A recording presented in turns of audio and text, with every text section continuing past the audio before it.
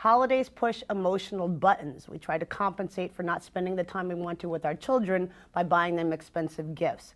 Connect with what you really want to teach your children about the holidays. What do you want to teach them about spending?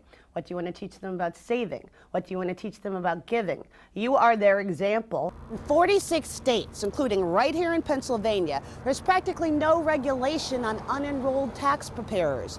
Those are the hundreds of thousands of tax professionals who are not CPAs, not attorneys, nor enrolled agents. The traders behind me are buying stocks for individuals. They're buying stocks for corporations. They're buying stocks for mutual funds. One mistake that I see a lot of women make, they don't educate themselves enough about stocks, so then they assume they should just stay away from them. One of the most important basics when it comes to investing in stocks is diversification. Would you say that there's one thing that you say for our viewers would be the number one thing they can do? Try to have 6 months of savings in an account to cover 6 months worth of expenses, but that number is daunting and it's frightening.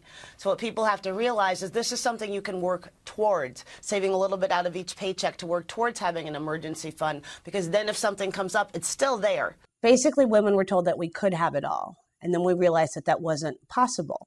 So was our interpretation of the feminist movement wrong? Well, that wasn't the feminist movement. We never said, I mean, if I had $1 for every time Ms. Magazine had declared Superwoman dead, I would have a lot of money. Let's think for a minute what rental income won't do. It's not going to provide you coverage for medical expenses. It's not going to allow you to build up your retirement. It's not going to give you diversification.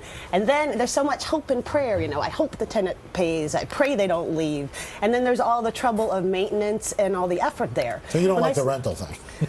Yeah. Not if this is your only income, because you really have to invest that money in yourself. First thing you have to do is set goals, and they really need to be two things. Attainable. I don't want anybody getting disappointed because they didn't achieve their goal.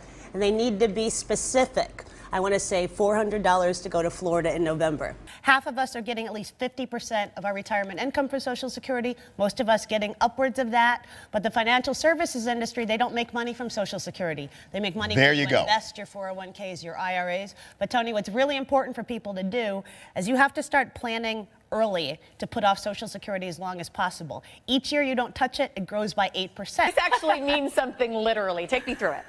It does. Take the S in SMART, that means specific. You want to have specific goals. I want to have $5,000 in an emergency fund by February. That brings you to the M, measurable. If you know you want $5,000 in an emergency fund by February, you know that where you're going to have to be by August. A, attainable. You don't want to set goals that are unrealistic. You want to gain confidence from this whole exercise.